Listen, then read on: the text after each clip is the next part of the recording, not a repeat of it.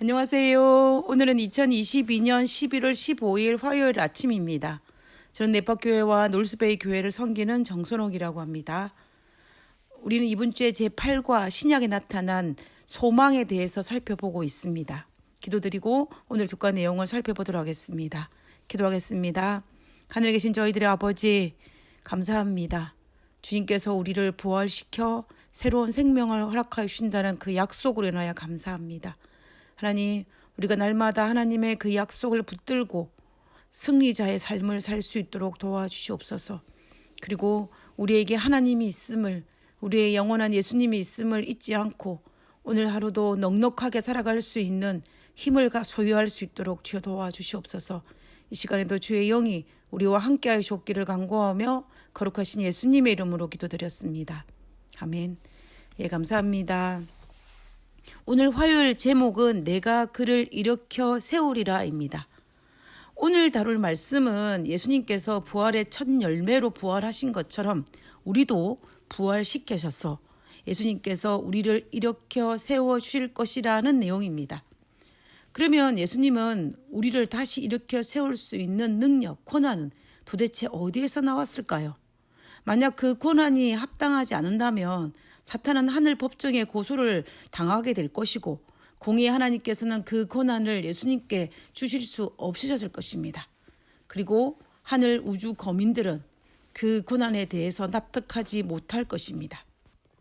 예수님께서는 그 합당한 권한을 가지시기 위해서 이 땅에 오셨고 이 땅에서 십자가를 통하여서 그 권한을 합당하게 취득하셨습니다. 제가 올해 어머니가 아프다는 소식을 듣고 급하게 한국을 방문하였을 때 준비가 미비하여 한국 땅을 밟는데 많은 어려움이 있었습니다. 그 마지막 관문이 인천공항에 잡혀서 바로 나가지 못하고 정부가 지정해주는 호텔에서 10일을 머물러야만 한다는 내용이었습니다.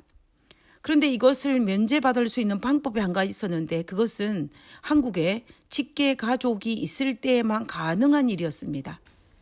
만약 직계 가족을 증명할 수 있는 서류만 있으면 저는 정부가 지정해주는 호텔에 가지 아니하고 직계 가족이 머물러 있는 장소에 갈 수가 있었습니다. 당연히 한국에는 부모님과 오형제가 살고 있었기 때문에 직계 가족은 차고도 넘칩니다. 그리고 마침내 그 직계 가족을 증명하는 서류가 도착하였을 때 호텔이 아닌 부모님 집에서 격리할 수 있는 권한이 저에게 주어졌습니다. 그 권한이 주어지자 공항에서 나가기를 막던 모든 관문들이 무너지는 것을 보았습니다. 저는 합법적으로 공항을 나왔기 때문에 그 어느 누구도 저를 막을 사람은 아무도 없었습니다. 마찬가지로 예수님은 우리를 사망 가운데서 다시 일으켜 세우시기를 원하셨습니다. 사망의 권세에서 우리를 해방시켜 부활시키기를 갈망하셨습니다. 그 권한을 가지시기 위해서 이 땅에 오셨고 죄 없이 십자가에 달려 돌아가심으로 말미암아 우리 모두를 구원할 수 있는 권한, 권세를 받으셨습니다. 예수님께서는 그 권세를 행하실 것입니다. 우리를 살리기 위해. 예수님께서 우리를 구원할 모든 조건은 다 갖추었습니다. 그러면 우리가 구원, 영원한 생명을 소유하기 위해서는 우리 삶에 예수님의 권세가 역사하도록 드리는 일이 있어야 합니다. 이것이 우리가 해야 할 조건입니다.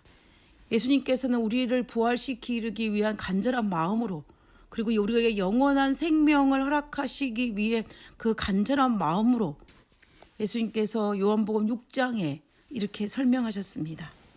47절에서 51절입니다. 진실로 진실로 너희에게 이르노니 믿는 자는 영생을 가졌나니 내가 곧 생명의 떡이니라. 너희 조상들은 광야에서 만나를 먹어도 죽었거니와 이는 하늘에서 내려오는 떡이니 사람으로 하여금 먹고 죽지 아니하게 하는 것이니라. 나는 하늘에서 내려온 살아있는 떡이니 사람이 이 떡을 먹으면 영생하리라. 내가 줄 떡은 곧 세상의 생명을 위한 내 살이니라 하시니라. 예수님의 살을 먹고 피를 마셔야 한다라고 이야기합니다. 우리가 영원한 생명을 가지기 위해서는 우리가 예수님의 살과 피를 마시기를 권하고 있는 것입니다. 그러면 생명 있는 사람들이 마지막 날에 예수님께서 다시 일으켜 세워주실 것이라고 확언하였습니다. 요한복음 6장에서 예수님께서 영생에 관련된 내용 중에 우리가 중요한 개념 3가지를 교과책에서는 잘 정리하고 있습니다. 그 부분을 한번 살펴보도록 하겠습니다. 첫 번째는 예수님께서는 자기 자신을 하늘에서 내려온 세상에 생명을 주는 떡이라고 말씀하셨습니다.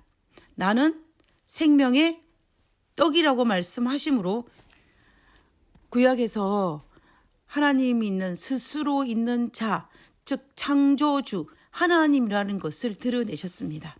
그다음에 두 번째는 예수님께서는 그분 안에 영생이 보장되어 있다라고 말씀하셨습니다.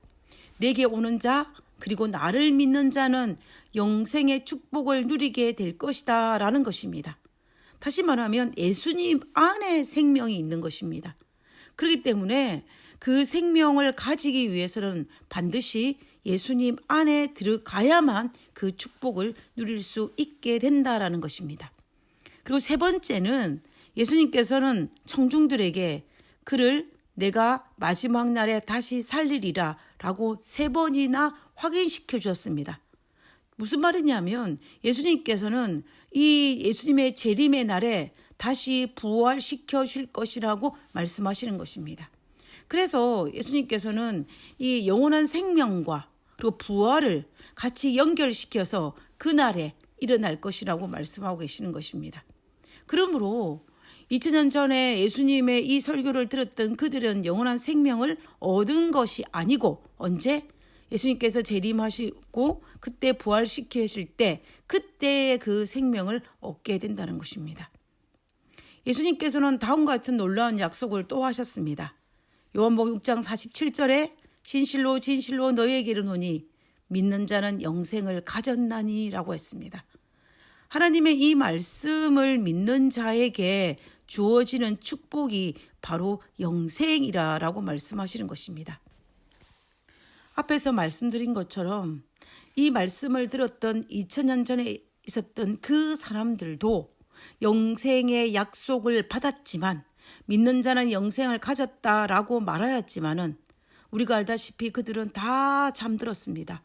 그 어느 누구도 살아남은 자가 없습니다. 그러면 그것은 언제 일어날 것인가? 바로 예수님의 재림 때 일어나는 것입니다. 그것을 설명하기 위해서 예수님께서 요한복음 6장 40절에 다시 살리리라 라고 하였습니다. 다시 살리리라라는 이 말씀을 통하여서 한 번은 죽었다가 다시 살아난다는 것을 의미하는 것입니다. 죽음을 경험하지 않는다라는 것이 아니고 다시 살리리라라는 그 말씀을 통해서 하나님께서 부활시켜 줄 것이고 그리고 그들에게 영원한 생명을 주실 것이라고 말씀하고 계시는 것입니다. 성경에서도 에녹과 엘리야를 제외하고는 모든 사람이 다 이 땅에서 죽었습니다. 우리가 살아있을 때에 예수님께서 재림하신다면 우리는 에녹과 엘리야처럼 죽음을 경험하지 아니하고 영원한 생명을 얻을 수 있을 것입니다. 그리고 죽었다가 다시 살아난 모세처럼 우리가 비록 이 땅에 죽을지라도 예수님의 피와 살을 먹는 자에게 예수님 안에 거하는 자들에게는 부활을 통한 영원한 생명을 주실 것이라는 그 약속을 가지고 우리가 이 땅에 잠드는 것입니다. 그리고 잠들어 있던 모두를 하나님께서 약속하신 대로 다시 살리리라는 그 말씀처럼 부활시켜서 동일한 영원한 생명을 선물로 주신다라는 약속입니다. 영원한 생명은 절대적으로 하나님의 선물입니다. 이 영생의 선물은 영원 불멸을 통해서가 아니라 예수님을 믿는 믿음을 통해 우리에게 허락된 예수님의 의로 인해 확정된 것입니다. 그렇기 때문에 예수 안에 있는 자는 생명이 있고 예수 안에 거하지 아니하는 자는 생명이 없습니다. 부디 오늘 하루도 예수님 안에 거하시기를 간절히 간구합니다. 힘들고 어렵고 그리고 기쁘고 즐거움 이런 모든 삶 다 주님 안에 거하시면서 이 모든 것들을 경험하게 되시기를 바랍니다. 오직 주님 안에서 거함으로 하나님께서 우리를 위해 준비해 두신 그 영생의 선물을 받을 수 있기 때문입니다.